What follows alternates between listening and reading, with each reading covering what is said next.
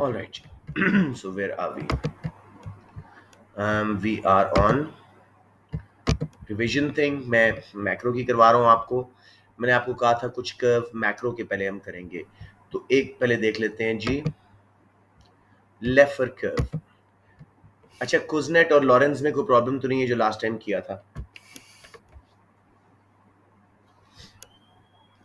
Kuznets curve जो over time दिखाता है कि जब कंट्री डेवलप होता है तो पहले इनकम गैप्स बढ़ते हैं रियल जीडीपी बढ़ने के साथ, क्योंकि कुछ लोग प्राइमरी से सेकेंडरी में चले जाते हैं और बाकी प्राइमरी में रह जाते हैं, तो इनकम गैप्स बढ़ते हैं. फिर जब कंट्री डेवलप हो जाता है तो दोबारा जीनी कोएफिशिएंट लो हो जाता है और फिर इनकम गैप्स कम हो जाते हैं. थोड़ा सा मैं आप लोगों की कॉन्सेप्ट चेक करना चाह रहा हूँ. साकिब जीनी कोएफिशिएंट की वैल्यूज दे रहा हूँ. 0.25, 0.75. कंट्री ए में 0.25 है, कंट्री बी में 0.75. कहाँ पे इनकम डिस्ट्रीब्यूशन ज्यादा फेयर, ज्यादा इक्वल है? 0.25 वाले में या 0.75 वाले में? सर 0.25 वाले. शाबाश, दैट्स अ कॉन्फिडेंस. मुझे बता दें फिजा हसन. नहीं, आपसे क्या पूछूं मैं, बात तो खुद ही बता दी मैंने, कुछ नेट कर्व. अच्छा जी, फिर दूसरा मैंने लॉरेंस कर्व करवाया था. फिजा हसन, जितना Lawrence curve line of perfect equality से दूर होना शुरू हो जाता है, उतनी इनकम इक्वालिटी इनइक्वालिटी बढ़ती है या कम होती है? इनकम डिस्ट्रीब्यूशन क्या ज्यादा अनफेयर होती है अगर लॉरेंस कर्व दूर लगा हुआ हो लाइन ऑफ परफेक्ट इक्वालिटी से? ज्यादा अनफेयर होती है. वेरी गुड, शाबाश. देखो, रिवीजन के बाद मुझे खुशी हो रही है कि बच्चों को कॉन्सेप्ट क्लियर हुआ है. तो आते रहे, इस तरह समझते जाएं. लेट्स सी जी, अब हम कर रहे हैं लेफर कर्व. थोड़ी सी इंसाफ की हिस्ट्री बता दूं आपको. He was the advisor to economic advisor to one of US presidents, Ronald Reagan. अगर उनके बारे में पता हो तो उनको 4 गोलियां लगी थी रोनाल्ड रेगन को, स्टिल ही सर्वाइव्ड. तो Laffer was his economic adviser. ये इसका कर्व है. इसका व्यू क्या था?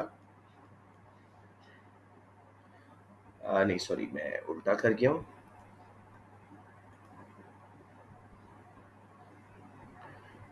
यस, टैक्स रेवेन्यू इधर आएगा. It's one of the weird diagrams थोड़ा सा. Tax revenue and tax rate. Let me have a look. मैं कहीं गलत तो नहीं लेबल कर रहा है इसमें? देखो, मुझे भी कंफ्यूजन होगी एकदम से. It's a different curve.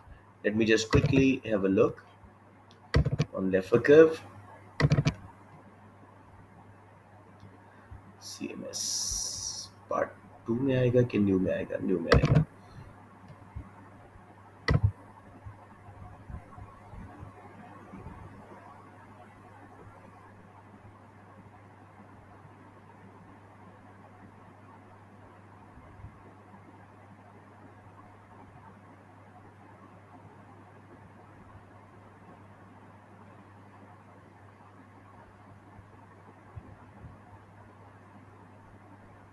Miss तो नहीं कर गया मैं? नहीं, ठीक है.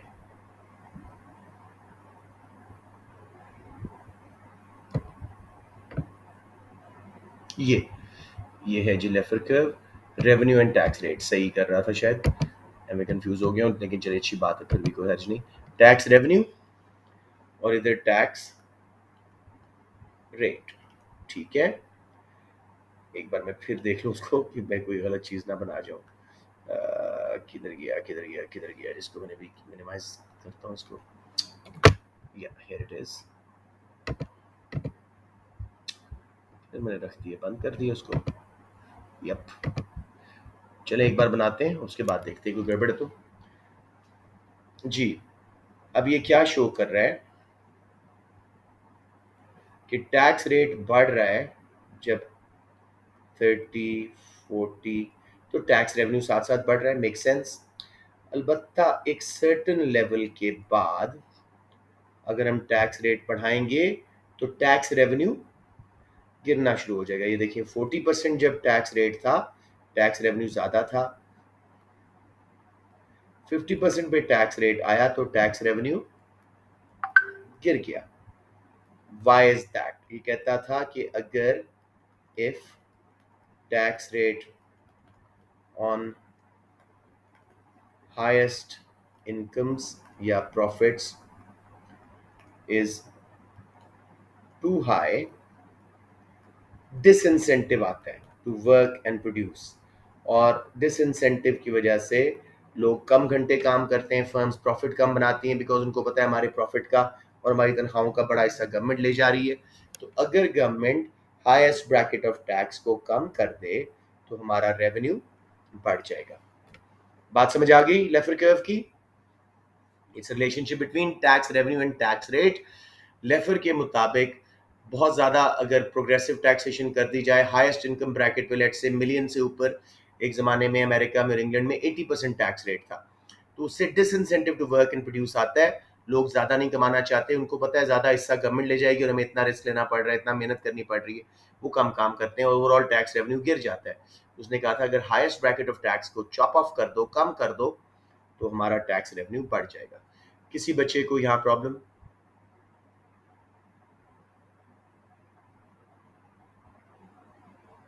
ऑलराइट, अब जी फिलिप्स कर्व, इसको मैं बना बनाया आपको दिखा देता हूँ, मुझे पता लगे नजर आ गया था, नीचे साथ ही था तो it be easier.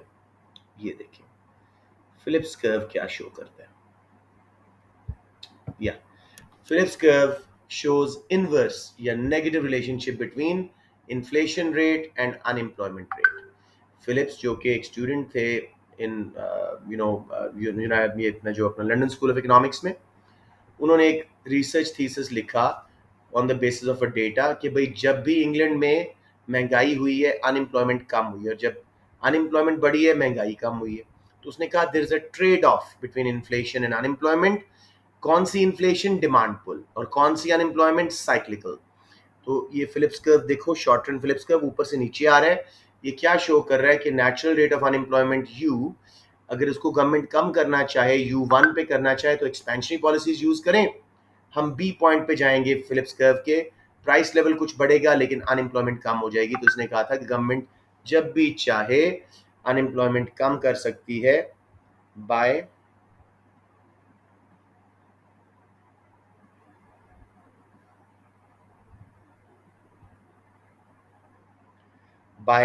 Increasing expansionary policy करके, एग्रीगेट डिमांड बढ़ा के प्राइस लेवल बढ़ेगा और अनएम्प्लॉयमेंट कम होगी। तो रिलेशनशिप क्या है इन्फ्लेशन रेट का, डिमांड पुल इन्फ्लेशन का, साइक्लिकल अनएम्प्लॉयमेंट से। अनएम्प्लॉयमेंट कम करते हो इन्फ्लेशन बढ़ती है, अनएम्प्लॉयमेंट अगर सॉरी इन्फ्लेशन कम करना चाह रहे हो तो अनएम्प्लॉयमेंट बर्दाश्त करनी पड़ेगी। ये कॉन्सेप्ट है। कोई कंफ्यूजन? अच्छा जी, अगर इन्फ्लेशन रेट डिमांड पुल वाला जैसे पी से P1 पे गया तो ऑन द कर्व मूवमेंट आएगी, जैसे प्राइस चेंज का डिमांड कर्व पे आती है, इंटरनल फैक्टर है। और अगर अनएम्प्लॉयमेंट रेट साइक्लिकल वाला जो एग्रीगेट डिमांड गिरने से आता है रिसेशन वगैरह में, उसमें फर्क पड़ता है यू से U1 वगैरह, तो on the curve movement A to B shift नहीं होगा। शिफ्ट ये कैसे होगा? By external exogenous factors, cost push inflation, natural rate of unemployment and expectation of inflation by workers। SRPC बीच वाला था, सेंटर वाला। अगर कॉस्ट पुश इन्फ्लेशन आती है राइट पे शिफ्ट हो जाएगा, कॉस्ट पुश इन्फ्लेशन कम लेफ्ट पे शिफ्ट, क्योंकि डिमांड पुल इन्फ्लेशन को हैंडल करता है। नेचुरल रेट ऑफ अनएम्प्लॉयमेंट अगर चेंज होता है राइट पे शिफ्ट होगा, अगर ज्यादा होती है कम होती है तो लेफ्ट पे शिफ्ट हो जाएगा। Expectation of inflation by workers, याद रखिएगा main reason for shift of short run Phillips curve. अगर वर्कर्स को लगता है मजीद महंगाई आने वाली है, वो ट्रेड यूनियंस के थ्रू प्रेशर डलवाते हैं, उससे कॉस्ट पुश इन्फ्लेशन आती है और राइट पे शिफ्ट होता है। बच्चों समझ आ गया इसकी शिफ्ट्स वगैरह भी? आखिरी चीज लॉन्ग रन फिलिप्स कर्व, ये थोड़ा सा ट्रिकी है। हुआ क्या कि 1970s में वर्ल्ड वाइड इन्फ्लेशन भी आई और अनएम्प्लॉयमेंट भी बढ़ी, सिचुएशन जिसको हम बोलते हैं स्टैगफ्लेशन। अब ओरिजिनल फिलिप्स कर्व इस बात को एक्सप्लेन नहीं कर पा रहा था, वो कासिर था इसको एक्सप्लेन करने से, कि भी वो तो कहता था कि इन्फ्लेशन बढ़ाओ अनएम्प्लॉयमेंट कम करो, there is a trade off. तो अब क्या हुआ, इसको एक्सप्लेन किया मिल्टन फ्राइडमैन ने, जो कि मॉनेटरी पॉलिसी के फाउंडर थे। केन्स के ऑपोजिट जो स्कूल ऑफ थॉट आता है, American school of thought. Keynes का है न्यू क्लासिकल, इनका है क्लासिकल। तो फ्राइडमैन ने कहा कि एक्सपेक्टेशन ऑगमेंटेड फिलिप्स कर्व यानी या लॉन्ग रन फिलिप्स कर्व इस बात को एक्सप्लेन करता है। वो कहता है इन्फ्लेशन और अनएम्प्लॉयमेंट का ट्रेड ऑफ, यानी एक को बढ़ाओ एक को कम करो, शॉर्ट रन में एग्जिस्ट करता है, लॉन्ग रन में नहीं है। अब जरा बना हुआ अगर मुश्किल लगे तो मैं दोबारा बनाऊंगा, लेकिन कोशिश करें यहाँ समझ जाएं। Initially we were at U star, unemployment rate was at U star और इन्फ्लेशन वाज जीरो। अब गवर्नमेंट अगर एक्सपेंशनरी पॉलिसीज यूज करती है, एग्रीगेट डिमांड बढ़ाती है, हम बी पॉइंट पे आए, अनएम्प्लॉयमेंट यू से U1 पे हमने कम कर ली, लेकिन प्राइस लेवल 0 से P1 तक आ गया, लेट्स से 2%। लेकिन वर्कर्स को एक्सपेक्टेशन क्या थी इन्फ्लेशन की? सिर्फ 2। फर्म्स ने वेजेस बढ़ाई कोई 1-1.5%, महंगाई बढ़ी 2%। वर्कर्स को एहसास हुआ हमें फूल किया गया है, हमारी रियल इनकम परचेजिंग पावर गिर गई है। वो ट्रेड यूनियंस के प्रोटेस्ट स्टेज करेंगे, फर्म्स वेज बढ़ाएंगी, कॉस्ट पुश इन्फ्लेशन आने से राइटवर्ड शिफ्ट हो जाएगा। Short term Phillips curve SRPC 1 पे, सी पॉइंट पे दोबारा इक्विलिब्रियम, वापस अनएम्प्लॉयमेंट यू स्टार पे आ गई और इन्फ्लेशन P1 बिल्ट इन हो गई सिस्टम में। अब दोबारा अगर गवर्नमेंट एक्सपेंशनरी पॉलिसीज लगाती है, एग्रीगेट डिमांड बढ़ाती है अनएम्प्लॉयमेंट कम करने के लिए यू स्टार से U1 पे, तो क्या होगा? प्राइस लेवल P2 पे गया, वर्कर एक्सपेक्ट कर रहे थे 2% महंगाई, अब लेट से वो 4% पे है P2 पे, और फर्म्स ने वेजेस सिर्फ 3% बढ़ाई हैं, 1% और। तो वर्कर्स को अगेन एहसास हुआ कि हमारी रियल वेज गिरी है, तो दोबारा ट्रेड यूनियंस के थ्रू प्रेशर डलवाएंगे और शॉर्ट रन फिलिप्स कर्व फिर बाहर शिफ्ट होगा। ए सी ई पॉइंट्स जो हैं इनको ज्वाइन कर दो तो लॉन्ग रन फिलिप्स कर्व बन गया। ये क्या शो कर रहा है कि लॉन्ग रन में there is no trade off between inflation and unemployment. समझ आ गया बच्चों, या कोई कंफ्यूजन यहाँ पे? अब आगे क्वेश्चन आएंगे तो आप लोगों को ज्यादा आसानी से ये टॉपिक आएगा, लेकिन अगर कुछ पूछना है तो मोस्ट वेलकम। हमने लेफर कर्व किया जो बताता है कि there is a negative relationship, there is a problem if you put too high taxes. एक खास लेवल के बाद टैक्स रेट अगर बढ़ाते हो इनकम के, तो लोगों को डिसइंसेंटिव टू वर्क आता है और टैक्स रेवेन्यू गिर जाता है। ये इसका व्यू था।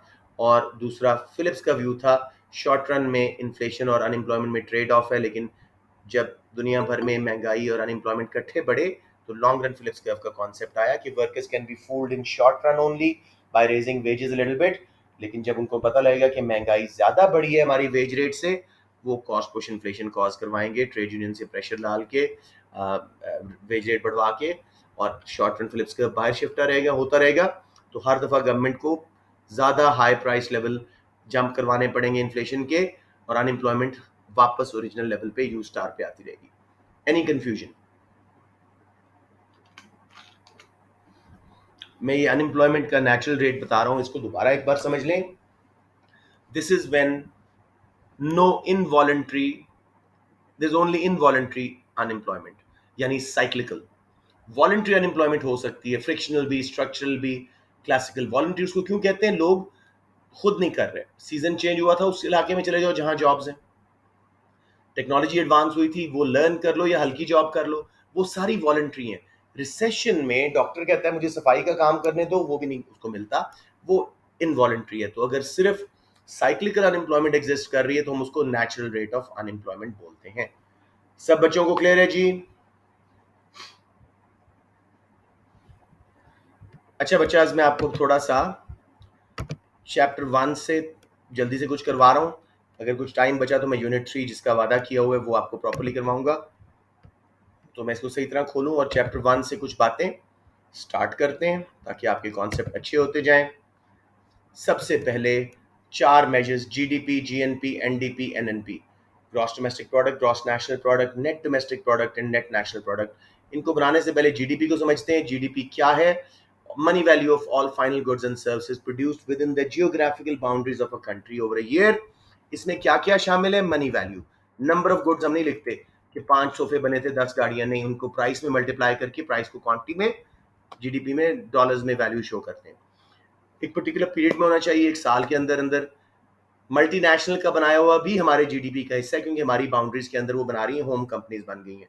सिर्फ official trade, hidden economy, black market नहीं आएगी इसके अंदर।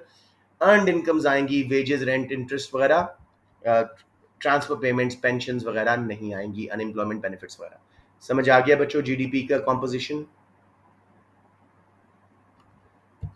ओके। अब जीडीपी से हम बनाते हैं जीएनपी। जीडीपी है with in the domestic boundaries of the country, लेकिन कुछ पाकिस्तानी बाहर काम करके पैसे भेज रहे हैं, रेंट, वेजेस, इंटरेस्ट, प्रॉफिट। तो नेट प्रॉपर्टी इनकम या फैक्टर इनकम फ्रॉम अब्रॉड हम ऐड करते हैं। हम क्या करते हैं? Incomes earned bye domestic citizens from abroad add करते हैं, सब्ट्रैक्ट करते हैं incomes earned bye foreigners domestically. Result में हमारा जीडीपी से जीएनपी बन जाता है। कोई confusion? Okay.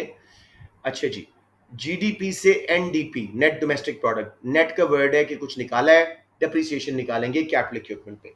Depreciation where and tear होती है मशीनरी की, रोड्स की, घरों की, वैल्यू ऑफ एसेट्स कम हो रहे होते हैं ओवर टाइम, तो जीडीपी में से डेप्रिसिएशन ऑन कैपिटल इक्विपमेंट निकाल दो, वो नेट डोमेस्टिक प्रोडक्ट बन जाता है। और अगर जीएनपी में से, यानी GDP plus net property income from abroad, उसमें से माइनस कर दो डेप्रिसिएशन ऑन कैपिटल इक्विपमेंट, तो वो नेशनल इनकम या जीएनपी बन जाती है। इसी को हम नेशनल इनकम बोलते हैं।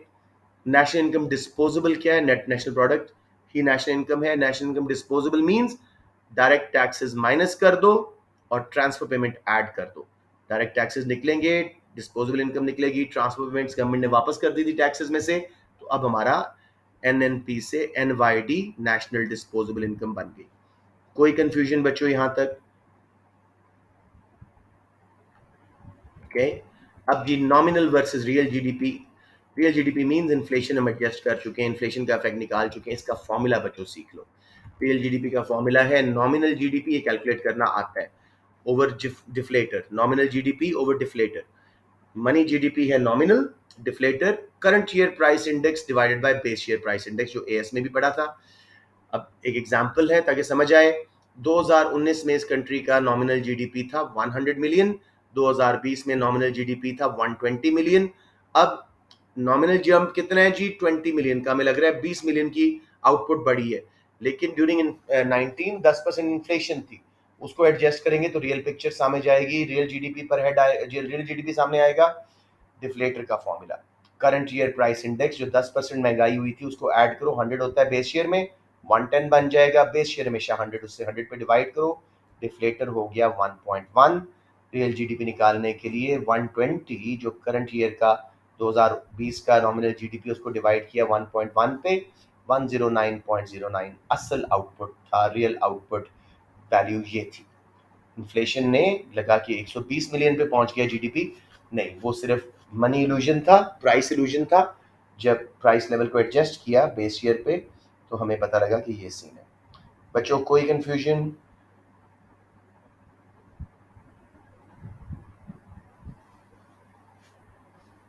ओके, आप में से किसी से सॉल्व कराता हूं।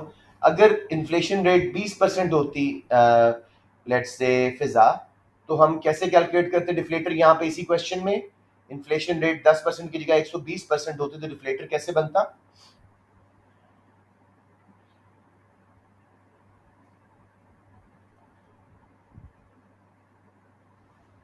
Are you in the class Fiza? जी सर, आपने क्या पूछा? मैंने कहा कि मैंने 10% इन्फ्लेशन कही है, और डिफ्लेटर कैसे बनाया? बेस ईयर में 100 में 10 जमा कर दिया, 110 ओवर 100, डिफ्लेटर निकला है 1.1। अगर इन्फ्लेशन बेटे 20% होती तो डिफ्लेटर कैसे होता, बताएं जरा, फॉर्मूला फिल करें। कितनों को मैं डिवाइड करता किससे?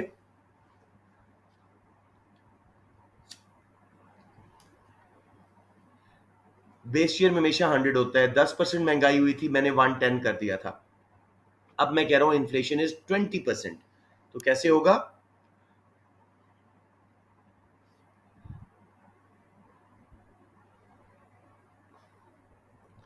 साकिब आप बताते हैं। सर 120 ओवर 100 120 ओवर 100, 1.2 हो जाता डिफ्लेटर। जब 120 को 1.2 पे डिवाइड करते तो पता लगता कोई ग्रोथ ना हुई, 100 मिलियन ही रहा GDP.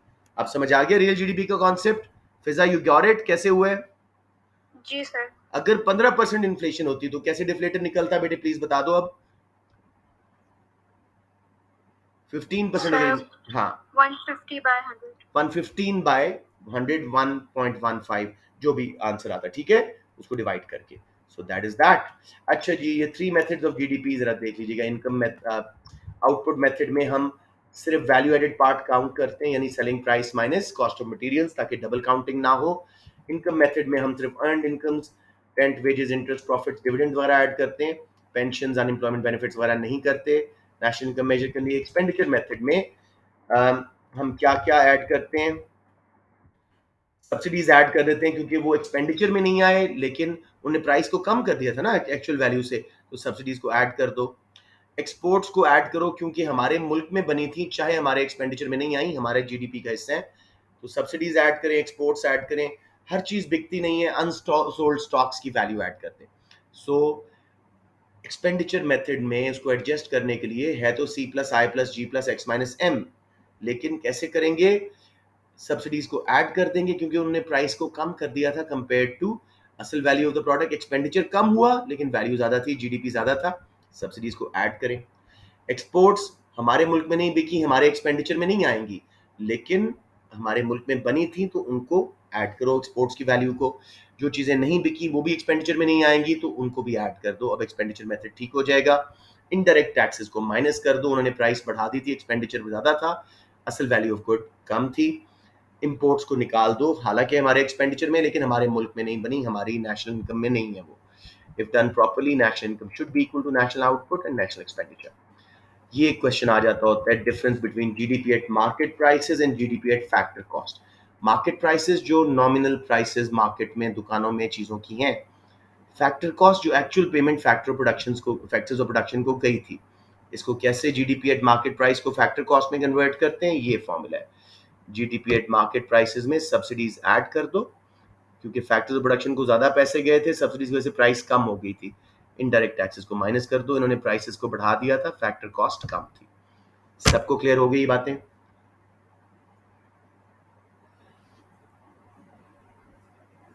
Okay, let's move on to unit 2 now.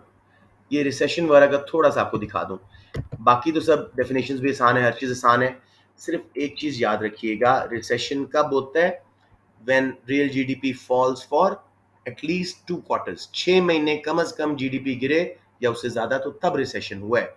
उससे पहले रिसेशन नहीं हुआ। कभी कभी ऐसा क्वेश्चन बार्स वाला बना देता है कि कहाँ का रिसेशन था, जहां 6 महीने ज्यादा से ज्यादा की जीडीपी गिरे तो वो है रिसेशन। अच्छा जी,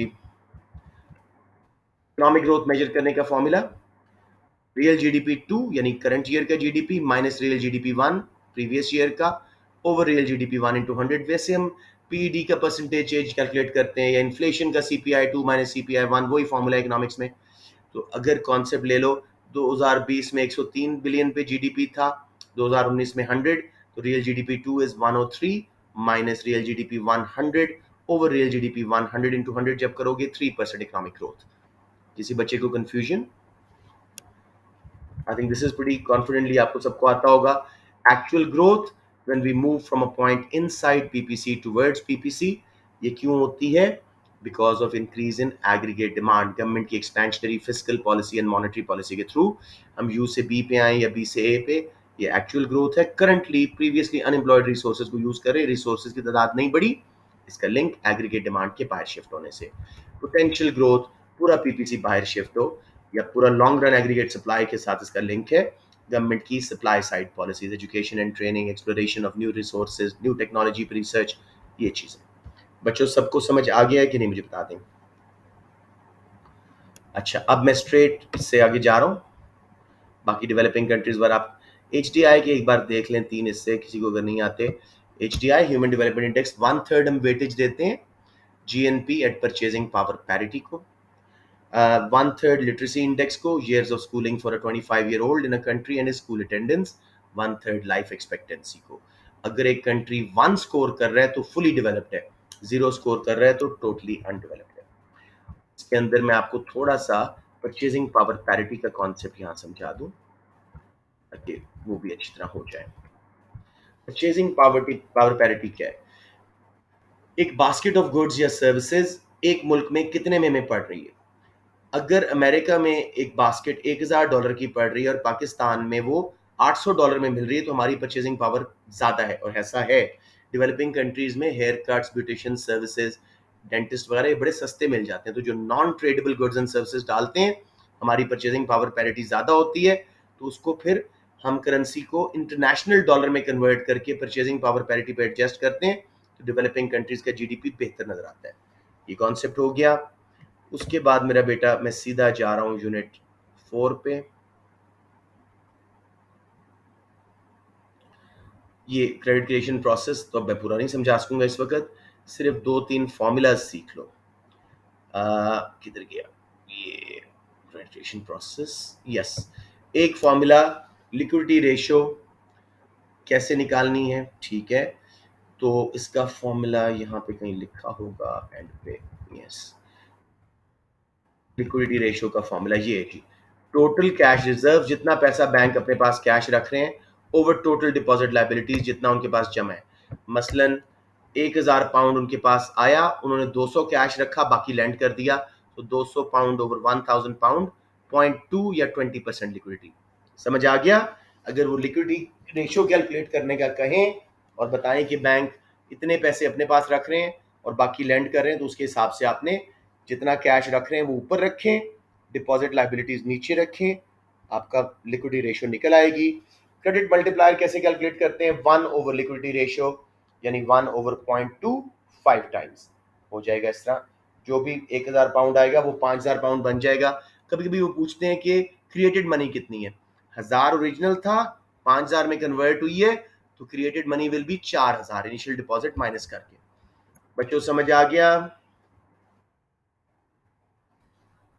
ओके, अब मैं जल्दी से डिमांड फॉर मनी पे जा रहा हूँ। ये क्वांटिटेटिव ईजिंग सीख लें, ये बच्चे गलत समझ लेते हैं। Quantitative easing is simply when government buys back its bonds and securities, money supply बढ़ाने के लिए हमसे अपने बॉन्ड्स एंड सिक्योरिटी वापस खरीदते हैं और पैसा हमारे बैंक्स में आता है, वो लेंड करते हैं, मल्टीप्लायर इफेक्ट आता है। मनी सप्लाई के कुछ कॉन्सेप्ट्स, अगर गवर्नमेंट मनी सप्लाई बढ़ाना चाहे तो लिक्विडिटी रेशियो कम करती है, बैंक को कहती है थोड़ा कैश रखो, बाकी लैंड कर दो डिपॉजिट्स में से। डिस्काउंट रेट, आखिरी लोन जो बैंक्स को, कमर्शियल बैंक्स को सेंट्रल बैंक देता है, उस पर जो इंटरेस्ट होता है उसको डिस्काउंट रेट बोलते हैं। इसको कम करने से भी मनी सप्लाई बढ़ती है, बैंक्स उसको लेके लैंड कर देते हैं। स्पेशल डिपॉजिट, सेंट्रल बैंक कभी कभी कहता है बैंक्स को मेरे पास इतने इतने पैसे रख लो स्पेशल डिपॉजिट में, जब चाहे मनी सप्लाई कम करना उनको फ्रीज कर देते हैं, बैंक्स उनको एक्सेस नहीं कर सकते, और जब चाहे मनी सप्लाई बढ़ाना उन अकाउंट्स को रिलीज कर देते हैं, बैंक्स वो लेके फर्दर लैंड करते हैं, मल्टीप्लायर इफेक्ट आता है। अच्छा जी, demand for money, transaction motive का आपको सिर्फ ये मालूम होना चाहिए, इंटरेस्ट रेट चेंज होने से कोई इफेक्ट नहीं है। इनकम बढ़े राइट पे शिफ्ट होगा इसी शक्ल में, और इनकम कम तो लेफ्ट पे शिफ्ट। इन्फ्लेशन रेट बढ़े राइट पे शिफ्ट, हम ज्यादा पैसा अपने पास रखेंगे रोज की ट्रांजैक्शन के लिए, और इनकम कम तो लेफ्ट पे शिफ्ट। किसी को अगर हर रोज पैसा मिलता है, उसकी डिमांड फॉर मनी कम होगी, वो कैश अपने पास कम रखेगा, उसको रोज मिलना है, तनख्वाह दिहाड़ी है। लेकिन जिसको महीने बाद मिलता है उसको ज्यादा पैसा अपने पूरा महीना सर्वाइव करने के लिए ट्रांजैक्शन की रखना पड़ेगा, MTD जीरो राइट पे शिफ्ट हो जाएगा। यह money transaction demand. Precautionary motive, जो हम एहतियात के लिए पैसा रखते हैं, ये भी इंटरेस्ट इनइलास्टिक है। हम इंटरेस्ट रेट लो भी हो तो कल जो सर्जरी होनी है कई साल 10 साल बाद, अभी से लोन नहीं ले लेते। अलबत्ता इनकम्स बढ़े तो ये राइट पे शिफ्ट हो जाएगा, इन्फ्लेशन बढ़े तो राइट पे शिफ्ट हो जाएगा। स्पेकुलेटिव मोटिव का डायरेक्ट ताल्लुक है इंटरेस्ट के साथ, इसको जरा समझ लें। ये स्पेकुलेशन क्या है जी? When people try to make profit from difference in selling price and purchasing price of an asset. आपने एक बॉन्ड 100 पाउंड का लिया और 200 पाउंड में बेच दिया, तो आपको $100 की, 100 पाउंड की स्पेकुलेटिव गेन हुई।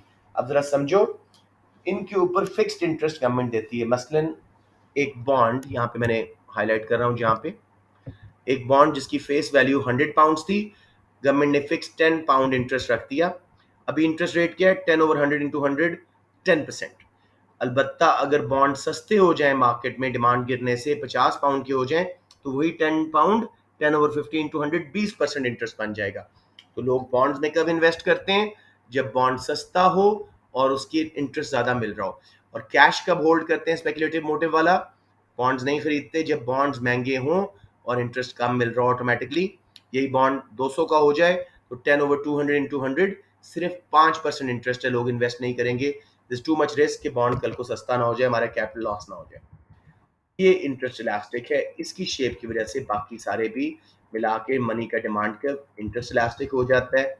ये डिमांड एंड सप्लाई इकट्ठे होने से इंटरेस्ट रेट सेट होता है। अब समझें, डिमांड फॉर मनी अगर LPC जीरो ऊपर शिफ्ट होता है, ट्रांजैक्शन प्रिकॉशन स्पेकुलेशन वाला, तो इंटरेस्ट रेट बढ़ रहा है, नीचे शिफ्ट होता है तो इंटरेस्ट रेट कम। मनी सप्लाई बढ़े तो इंटरेस्ट रेट कम, मनी सप्लाई कम हो तो इंटरेस्ट रेट ज्यादा। ये समझाना चाह रहा था मेनली लिक्विडिटी ट्रैप। एक सिचुएशन ऐसी है कि गवर्नमेंट मनी सप्लाई बढ़ाए या कम करे, इंटरेस्ट रेट चेंज नहीं होगा। ये है लिक्विडिटी ट्रैप, केन्स ने खुद आइडेंटिफाई की थी। मनी का demand curve, LPC liquidity preference curve, देखो पहले नॉर्मल आ रहा है और नीचे परफेक्टली इलास्टिक हो गया। ये क्या सिचुएशन है? बॉन्ड्स की prices is too high, interest rate is too लो।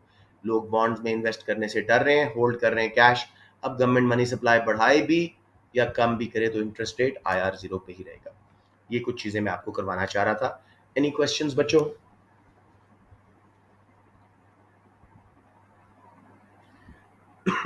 अच्छा, अगर तो आप लोग थक गए हैं, कभी कभी हो जाता है, तो मैं आज पॉलिसीज करा के यूनिट 3 कल के लिए छोड़ दूंगा। वरना अगर आप लोग हिम्मत करते हैं तो आधा यूनिट 3 आज कर लें और आधा कल कर लें, आपकी मर्जी है। पॉलिसीज में जल्दी से जुबानी अभी आपको करा रहा हूँ, समझ आ जाएगा।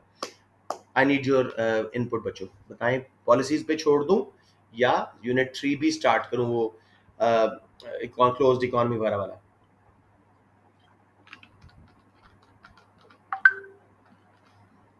इतने खामोश तो आप लोग नहीं थे, खैर बताएं।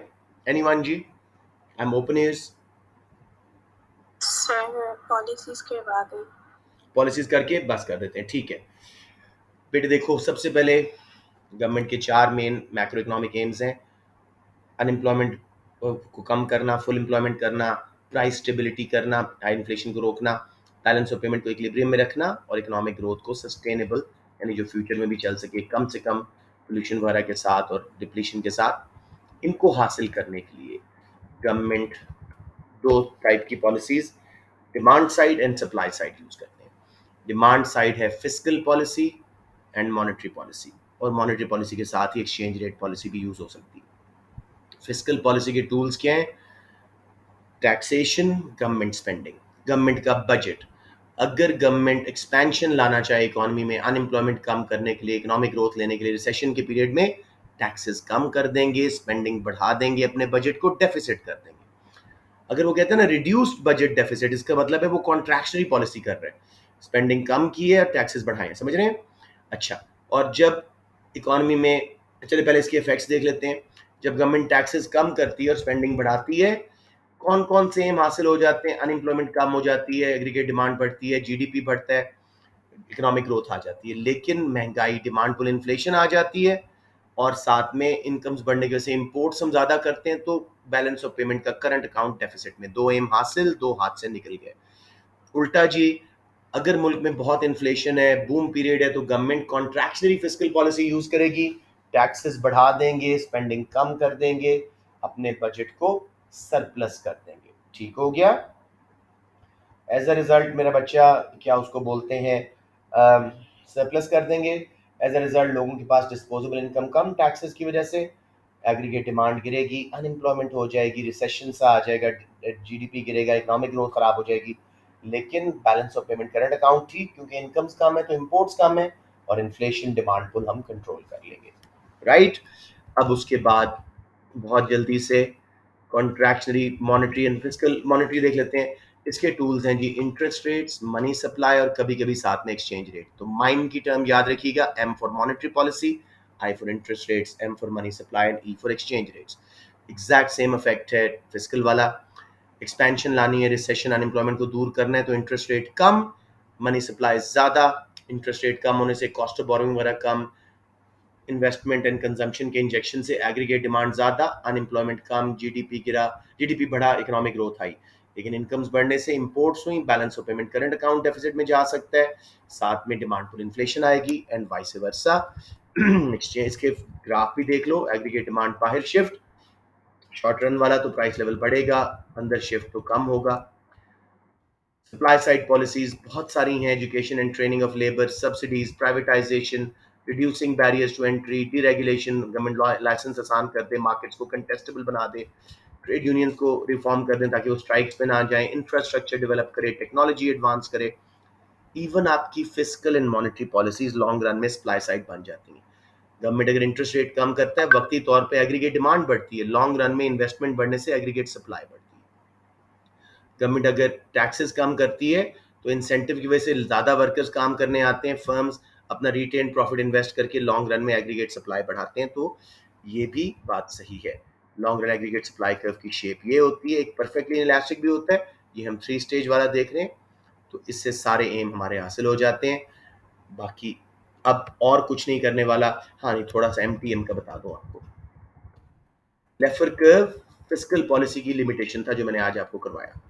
अब मेरा बेटा आखिरी चीज, लिक्विड रैप अभी आप पढ़ के आए हो। Monetary transmission mechanism. एक तो डायरेक्ट है, गवर्नमेंट ने मनी सप्लाई बढ़ाई, एग्रीगेट डिमांड बढ़ी, अनएम्प्लॉयमेंट कम, जीडीपी ज्यादा, लेकिन इन्फ्लेशन आ गई और बैलेंस ऑफ पेमेंट खराब हो गया। इनडायरेक्ट मॉनेटरी ट्रांसमिशन मैकेनिज्म क्या कहता है कि जब भी गवर्नमेंट मनी सप्लाई बढ़ाती है, केन्स की थ्योरी के मुताबिक इंटरेस्ट रेट पहले गिरता है, देखो लेफ्ट साइड पे देखो, उससे एग्रीगेट डिमांड बढ़ती है इंटरेस्ट रेट गिरने से, और फिर एक्सपेंशन आती है। ये है इनडायरेक्ट मॉनेटरी ट्रांसमिशन मैकेनिज्म। तो याद रखना, मनी सप्लाई बढ़ाएं, इंटरेस्ट रेट कम, मनी सप्लाई कम करें, इंटरेस्ट रेट ज्यादा, और उसके थ्रू इकोनॉमी में असर आता है। Quantity theory of money, M V is equal to P T.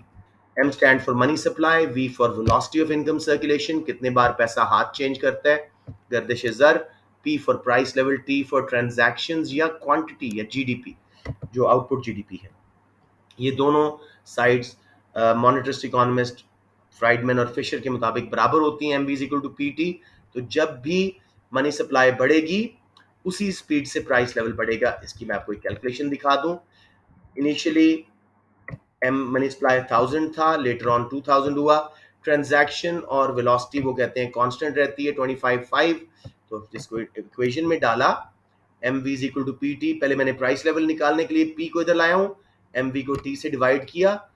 1000 था पहले money supply, into 5 transaction velocity over 25 transaction, 200 था सीपीआई कंज्यूमर प्राइस इंडेक्स यानी इन्फ्लेशन लेवल। फिर जब 2000 पे मनी सप्लाई गई तो वही 2000 इंटू 5 ओवर 25, 400, डबल हो गई प्राइस लेवल। ये है जी मॉनेटरी जो इकोनॉमिस्ट है उनका view, quantity theory of money. All good बच्चों, टोटली क्लियर है, वरना थोड़ा सा और समझा दूं। दैट इज इट जी, वीडियो विल बी अवेलेबल, आप लोग देख लीजिएगा। कल मैं आपको पूरा यूनिट 3 करा के फिर हम पास्ट पेपर्स ही सिर्फ करेंगे। अच्छा, सब बच्चे चले गए थे काफी सारे। ओके चले, दैट्स इट। मैं इसको रिकॉर्डिंग को सेव कर रहा हूँ, आप लोग जा सकते हैं unless you have any questions.